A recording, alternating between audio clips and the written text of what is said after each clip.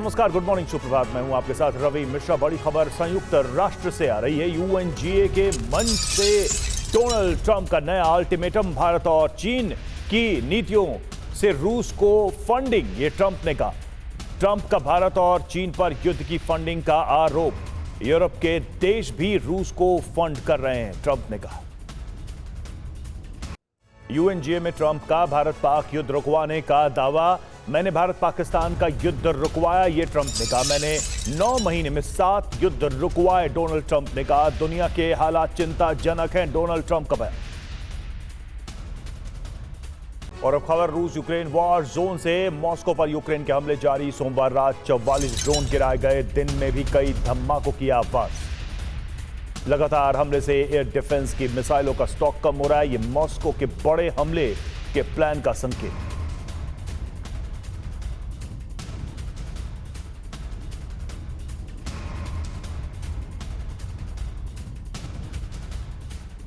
तो air defence की missile के स्टॉक में कमी की खबर। लगातार मॉस्को बड़े हमले की रणनीति बनाता हुआ।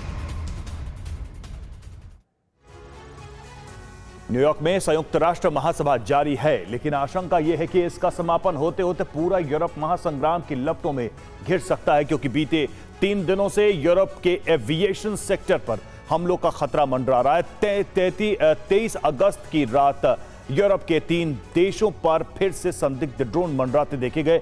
उड़ानें बंद करनी पड़ी। यूरोप ने इसे रूसी साजिश कहा है, लेकिन रूस ने इसका खंडन किया है। यूरोप के देशों ने रूस के खिलाफ बड़ी सैन्य तैयारी तेज कर दी है, क्योंकि यह माना जा रहा है कि पुतिन फॉल्स फ्लैग ऑपरेशन के जरिए यूरोप पर हमले कर सकते हैं। देखिए, यूरोप में बीते 24 घंटे के बड़े घटनाक्रम कैसे महासंग्राम का आधार बन सकते हैं। Copenhagen, Denmark.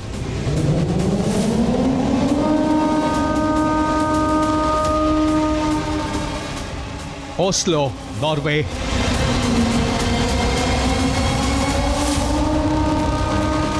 Gothenburg, Sweden.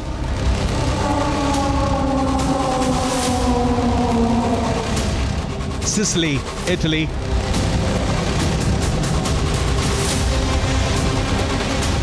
Berlin, Germany.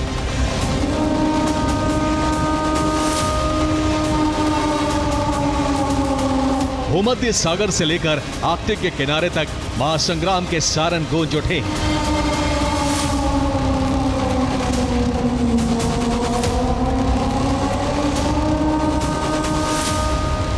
Europe के कई बड़े शहरों में आपातकाल जैसे हालात हो गए।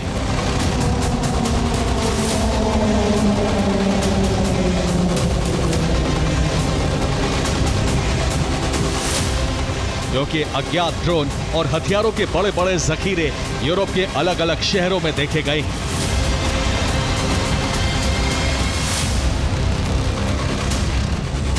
यूरोप के कई देशों ने एविएशन सेक्टर पर ड्रोन हमलों का खतरा जताया है। यूरोप के 3 देशों को अपने एयरपोर्ट बंद करने पड़े हैं। इटली में सशस्त्र विद्रोह की आशंका भड़कने लगी है। बाल्टिक से नॉर्डिक तक महासंग्राम की तैयारी शुरू हो गई है।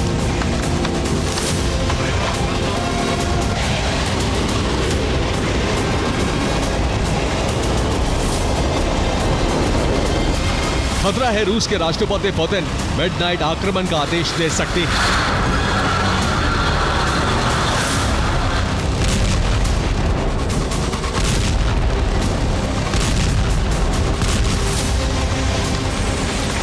इस आक्रमण का टारगेट यूक्रेन के मददगार यूरोपीय देश हो सकते हैं।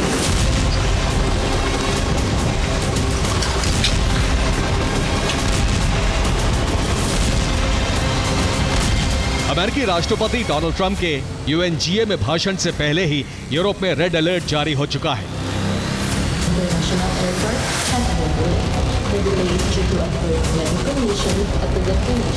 सवाल यह है कि क्या पुतिन यूएनजीए की बैठक खत्म होने के इंतजार में है?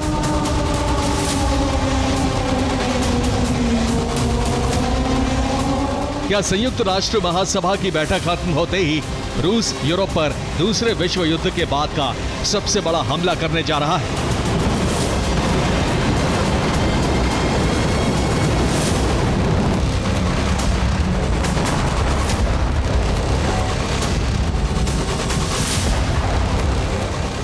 यूरोप में जैसे हालात बन गए हैं, उससे इसका खतरा बढ़ता नजर आने लगा है।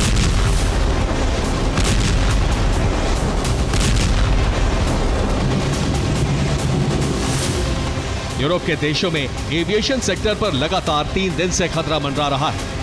20 सितंबर को हीथ्रो, फ्रैंकफर्ट समेत कई देशों के एयरपोर्ट पर साइबर अटैक हुए। फिर आयरलैंड के डबलिन एयरपोर्ट पर बम होने की खबर आई। 23 सितंबर की दोपहर तक भी डबलिन एयरपोर्ट पर एविएशन ऑपरेशन सही तरह से नहीं चल रहे। अब यूरोप के 3 देशों को फिर से अपने एयरपोर्ट बंद करने पड़े।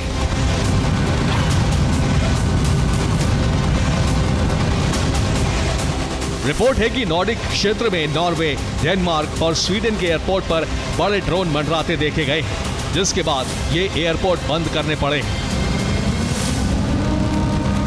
International airport has been delayed. The delay is due to unfavorable weather conditions at the destination airport. Europe के कई देशों में ड्रोन देखे गए हैं। इनके बारे में ये जानकारी नहीं मिली कि ये कहां से आए और इन्हें कौन ऑपरेट कर रहा है।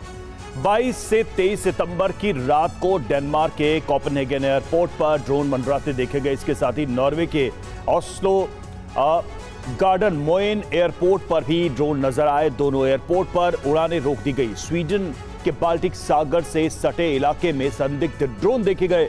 इसके बाद यूरोप के तीनों देशों में विमान सेवा कई घंटे तक बंद रही। कई उड़ानें भी रद्द करनी पड़ी। सबसे ज्यादा उड़ानें स्वीडन ने डाइवर्ट की हैं।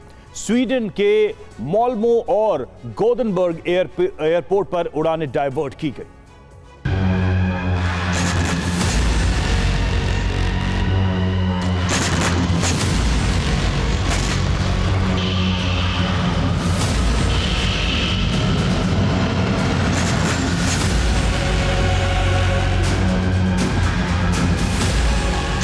यूरोप मान रहा है कि इस ड्रोन गतिविधि के पीछे भी रूसी है।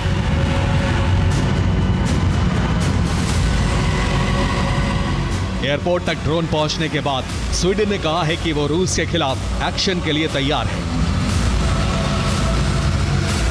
स्वीडन के रक्षा मंत्री पॉल जॉनसन ने कहा है कि अगर रूस के फाइटर जेट स्वीडन के एयर स्पेस में घुसे तो उन्हें गिरा दिया जाएगा।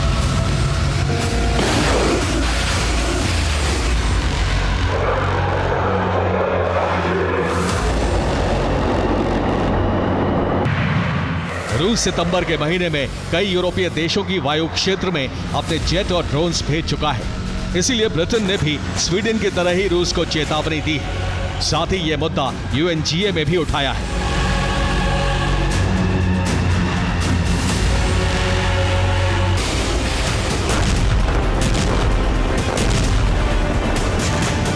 रूस और नेटो के बीच सीधा टकराव बढ़ता जा रहा है और यूरोप में आशंका जताई जा रही है कि युद्ध कभी भी शुरू हो सकता है।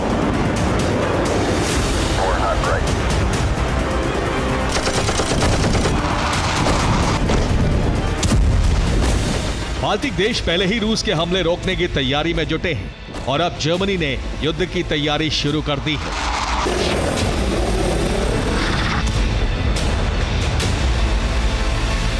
जर्मन रक्षा मंत्रालय की रिपोर्ट है कि युद्ध कभी भी शुरू हो सकता है।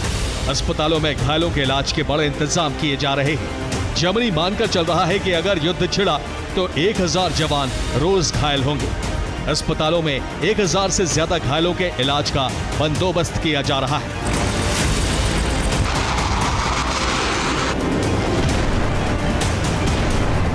लेकिन रूस सिर्फ एक ही मोर्चे पर जंग की तैयारी नहीं कर रहा है। इतालवी मीडिया की रिपोर्ट है कि रूस यूरोप के अलग अलग देशों में सशस्त्र विद्रोह भड़काने की साजिश रच रहा है।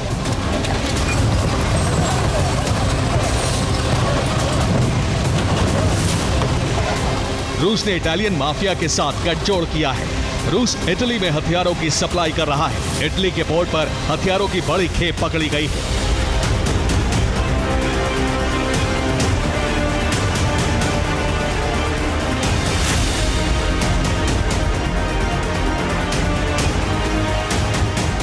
इटालियन अखबार ने दावा किया है कि ये हथियार सिसिली पोर्ट के जरिए यूरोप के अलग अलग देशों में पहुंचाए जा रहे हैं।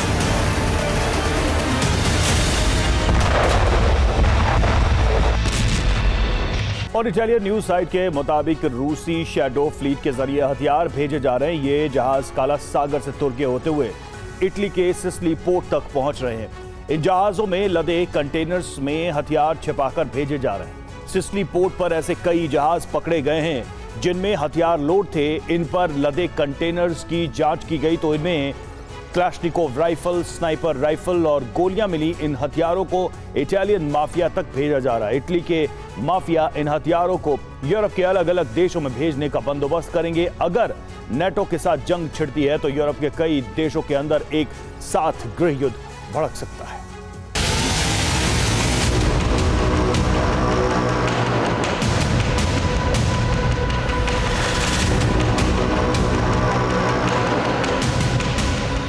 अखबार ने अपनी रिपोर्ट में दावा किया है कि हथियारों को बैरल्स में भरकर भेजा जा रहा है।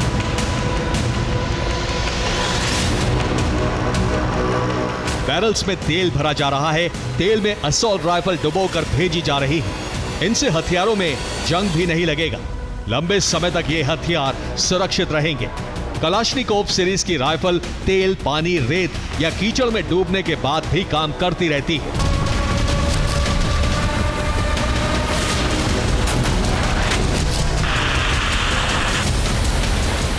हालात से साफ है कि यूरोप पर सबसे बड़े युद्ध का खतरा मंडराने लगा है।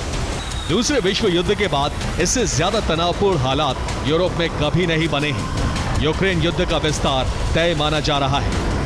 Bureau report, TV9 Bharatvarsh. और रूस ने यूक्रेन पर ताबड़तोड़ प्रहार के बीच कब्जे का अभियान चलाया हुआ है, लेकिन सोमवार रात से यूक्रेन ने भीषण पलटवार की शुरुआत कर दी है। टारगेट रूस की राजधानी मॉस्को है। मॉस्को पर ड्रोन हमले का सिलसिला अब तक नहीं रुका है। अगर ऐसे ही हमले होते रहे तो एयर डिफेंस की मिसाइलें खत्म हो सकती हैं। वॉर एक्सपर्ट्स का दावा है कि मॉस्को का हवाई कवच कमजोर करने के बाद बहुत बड़ी तबाही लाई जा सकती है। यूक्रेन के ये हमले नेटो से हथियार सप्लाई होने के बाद शुरू हुए। माना जा रहा है कि रूस पर दबाव बढ़ाने के लिए मॉस्को और क्रीमिया पर हमले की रणनीति बनी है।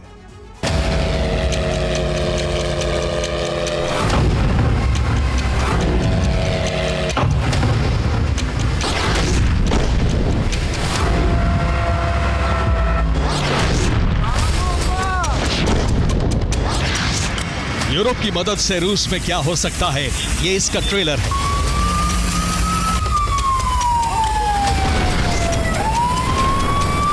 रूस का भविष्य क्या होने वाला है, ये तस्वीरें उसकी झांकी हैं। खुद को सर्वशक्तिमान समझने वाले रूस को फिर नेटो ने बहुत बड़ा झटका दिया है।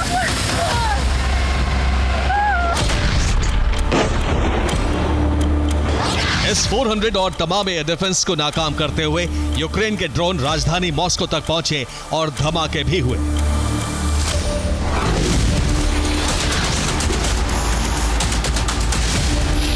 मॉस्को में हालात कुछ घंटों के लिए कीव जैसे ही थे। आसमान में ड्रोन की आवाज से दहशत मची थी। खतरे का सायरन बज रहा था।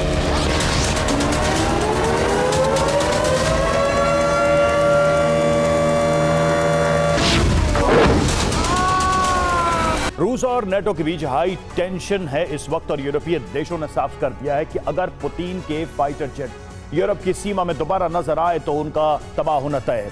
इस बीच रूसी राष्ट्रपति ने यूरोप बॉर्डर पर शॉर्ट एंड मिड रेंज मिसाइलें तैनात करने का ऐलान कर दिया है। सिर्फ इतना ही नहीं, रूसी राष्ट्रपति ने साफ कर दिया है अगर नेटो से रूस की संप्रभुता को खतरा हुआ तो वो मिलिट्री एक्शन से पीछे नहीं हटेगा।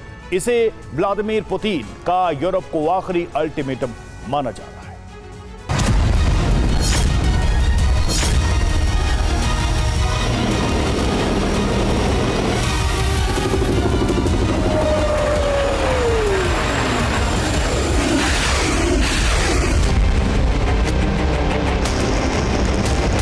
जिस विध्वंस का डर था अब वो बेहद करीब है।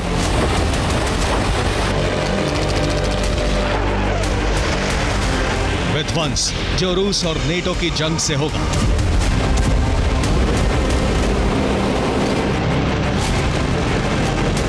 जिसमें दूसरे विश्व युद्ध से ज्यादा तबाही होने की आशंका है।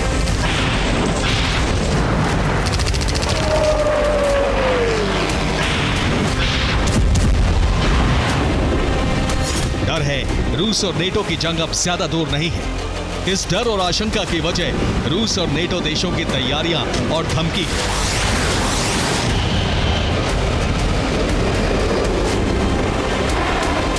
हाल ही में रूस की सिक्योरिटी काउंसिल की बैठक हुई। बैठक में पुतिन ने शॉर्ट और मीडियम रेंज की मिसाइलें तैनात करने का ऐलान किया। इन मिसाइलों को पश्चिमी रूस के बॉर्डर इलाकों में तैनात किया जाएगा। इसके साथ ही पुतिन ने रूस पर लागू एक तरफा प्रतिबंध को हटा दिया है। दरअसल रूस अमेरिका के बीच साल 1987 में INF ट्रीटी पर हस्ताक्षर हुए थे, जिसमें दोनों देशों ने शॉर्ट और मीडियम रेंज की मिसाइलें तैनात नहीं करने का फैसला किया था। हालांकि अमेरिका साल 2019 में इस ट्रीटी से बाहर हो गया था, लेकिन संधि समाप्त होने के बाद रूस ने खुद पर एक तरफा प्रतिबंध लगाए हुए थे, जिन्हें अब पुतिन ने हटाने की घोषणा कर दी है।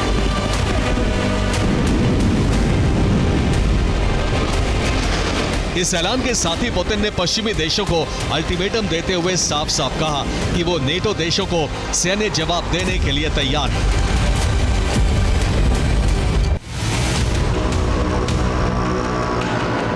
व्लादिमीर पुतिन ने यह भी साफ किया कि इस कदम की वजह पश्चिमी देश है। यूरोप की नीतियों की वजह से उन्हें यह फैसला लेना पड़ा।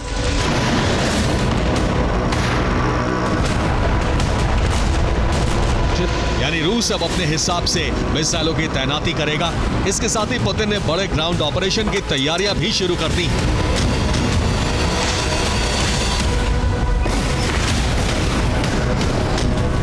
रूस एक स्ट्रैटेजिक रिजर्व फोर्स भी बना रहा है।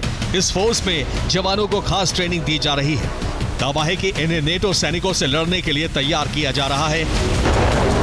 रूसी राष्ट्रपति के तेवर और रूस की तैयारियां नेटो के साथ होने वाले संभावित युद्ध की तरफ इशारा कर रही है, जिसकी वजह से यूरोपीय देशों में हड़कंप मचा हुआ है।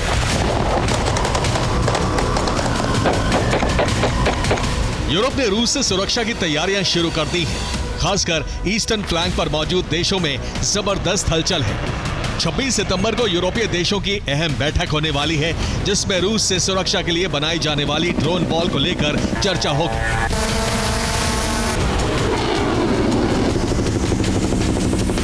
ये ड्रोन वॉल क्या है, यह भी आपको बताते हैं। Drone wall Finland, Estonia, Latvia, Poland, Romania और बुल्गारिया के बॉर्डर पर बनाई जाएगी। पूरे बॉर्डर पर रडार और सेंसर लगाए जाएंगे। साथ ही निगरानी ड्रोन की तैनाती की जाएगी, जिनकी सरहद के आसपास की हर गतिविधि पर नजर रहेगी। इसके अलावा एंटी ड्रोन सिस्टम तैनात किए जाएंगे ताकि हर संदिग्ध ड्रोन को मार गिराया जा सके। नेटो के ईस्टर्न फ्लैंक पर मौजूद देशों में रूस के हमलों का कितना भय है, इसका अंदाजा लातविया की तैयारियों से लगाया जा सकता है, जो अपने स्तर पर रूस के संभावित ग्राउंड ऑपरेशन को रोकने की तैयारी में लगा है। लातविया की रूस से 283 किलोमीटर की सीमा लगती है और यही लातविया के लिए सबसे बड़े डर की वजह है। दरअसल इतने बड़े बॉर्डर से रूसी सेना अगर ग्राउंड ऑपरेशन शुरू करती है तो लातविया के लिए रूसी टैंकों को ज्यादा वक्त के लिए रोक पाना बेहद मुश्किल होगा। यही वजह है कि अब प्रकृति की मदद से लातविया रूस को रोकने की तैयारी में। लातविया के सरहदी इलाकों में मैंग्रोव के जंगल और जगह जगह दलदली इलाका बनाने की तैयारी है। मैंग्रोव एक खास तरह का पेड़ है जो खारे पानी और दलदली इलाके में होता है। मैंग्रोव के पेड़ों की जड़ें जमीन से बाहर होती हैं। ये जमीन से 1 से 4 फीट तक ऊंची हो सकती हैं। मैंग्रोव की जड़ें जंगल में एक जाल की तरह फैलती हैं, जिसमें मगरमच्छ और जहरीले सांप अक्सर छिप जाते हैं। इन हालातों की वजह से इस जंगल के रास्ते बेहद ज्यादा दुर्गम और खतरनाक होते हैं। ऐसे हालात में सेना का यहां से गुजरना बेहद मुश्किल होगा।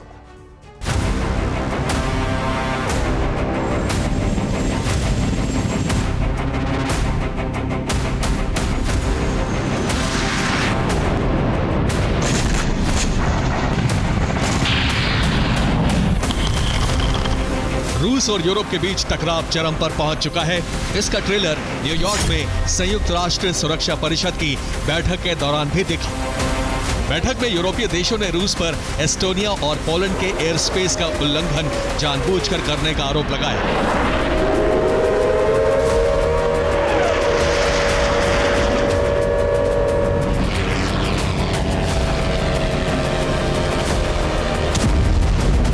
पोलैंड ने रूस को धमकी देते हुए कहा कि अगर ऐसा दोबारा हुआ तो रूसी फाइटर जेट्स को बिना चेतावनी के मिट्टी में मिला दिया जाएगा।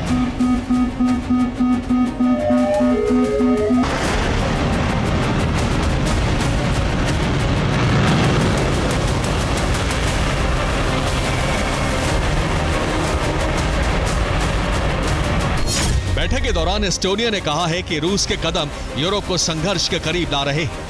ईयू विदेश विभाग के प्रमुख काया काल्लास ने कहा, रूस को जब तक रोका नहीं जाएगा वो ऐसा करता रहेगा। पोलैंड ने कहा कि द्वितीय विश्व युद्ध के बाद पहली बार वो युद्ध के इतना करीब पहुंच गया है। दरअसल यूरोप का दावा है कि रूस बार बार एयर स्पेस का उल्लंघन उसकी रक्षा क्षमताओं को जांचने के लिए कर रहा है।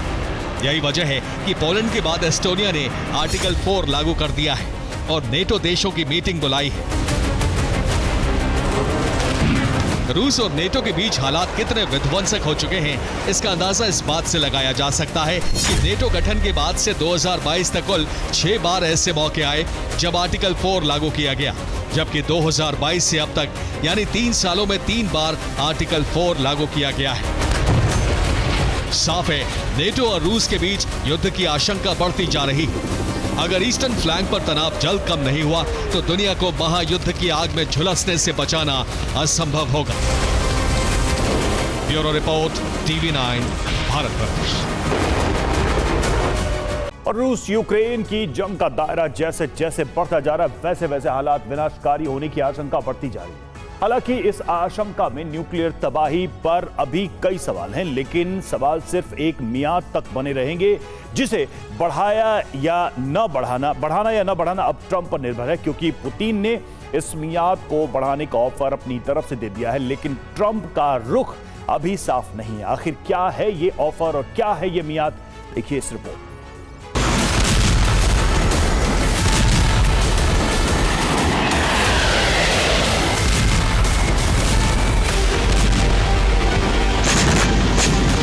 यूक्रेन रूस की जंग में भीषण हमले दोनों तरफ से जारी हैं। विध्वंसक प्रहार में नुकसान दोनों तरफ हो रहा है।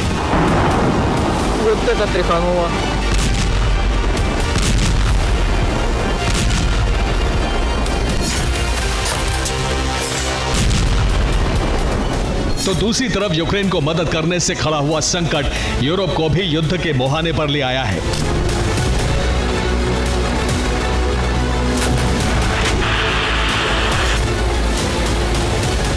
ऐसा संभावित युद्ध जो दुनिया के समीकरण बदल देगा।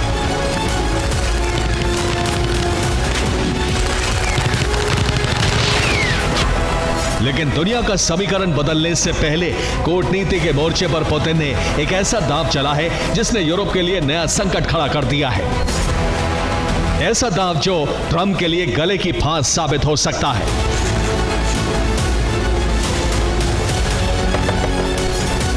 यह दांव है रूस यूएस के बीच न्यू स्टार्ट संधि।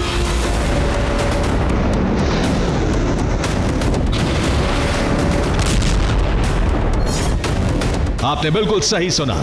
अमेरिका और रूस के बीच जारी इस संधि के तहत ही दुनिया की 2 महाशक्तियों की परमाणु क्षमता सीमित है।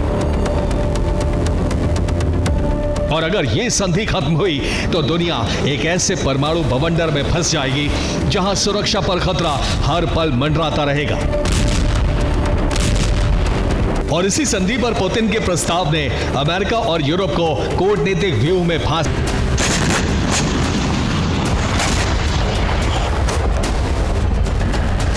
दरअसल यही पुतिन का ऑफर है और अमेरिका को दिया गया आखिरी मौका, जिस पर अमेरिका राजी हुआ तो हालात स्थिर रहेंगे और नहीं हुआ तो पुतिन को महाविनाश का जलजला उठाने से कोई नहीं रोक पाएगा।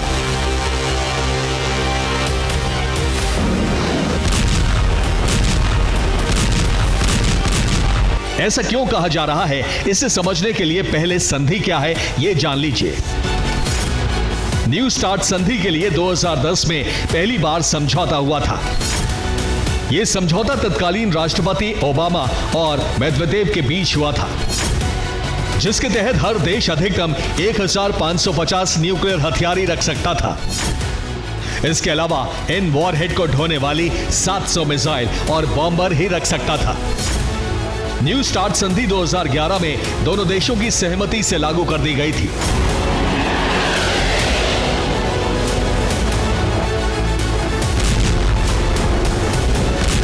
इस संधि की अवधि 2021 में खत्म होने वाली थी, लेकिन बाइडेन ने संधि की अवधि 5 वर्ष के लिए और बढ़ा दी। लेकिन इसी बीच रूस और यूक्रेन का युद्ध शुरू हो गया, जिसमें अमेरिका पर संधि की शर्तों के उल्लंघन का आरोप लगाकर रूस ने भागीदारी निलंबित कर दी। लेकिन हथियारों की सीमा का पालन करने का आश्वासन देकर उसका पालन भी किया। भले ही परमाणु हथियारों के विषय पर रूस अमेरिका ने वार्ता बंद कर दी, लेकिन 5 फरवरी 2026 को खत्म हो रही संधि की मियाद को आगे बढ़ाने का प्रस्ताव अब पुतिन ने ट्रंप को दे दिया है, जिससे पुतिन का पक्ष एक बार फिर मजबूत हो गया है। क्योंकि पुतिन ने ऑफर नहीं, संदेश दिया है। संदेश ये कि रूस के दबाव में अमेरिका संधि की शर्तों पर लौटा है। संधि की शर्तों पर बने रहने के बाद रूस समझौते के लिए तैयार है। रूस दुनिया को परमाणु विनाश की आग में नहीं झोंकना चाहता। रूस दुनिया में परमाणु हथियारों की रेस भी नहीं चाहता।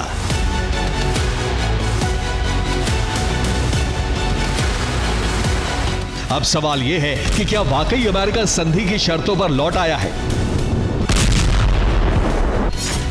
इस सवाल का जवाब है ट्रंप का इसी वर्ष जुलाई में दिया गया बयान, जिसमें उन्होंने कहा था कि न्यू स्टार्ट ऐसी संधि नहीं है जिसे कोई खत्म होते देखना चाहेगा। न्यूक्लियर प्रसार से प्रतिबंध हटाना बड़ी समस्या को जन्म देगा। इस समझौते में चीन को भी शामिल किया जाना चाहिए।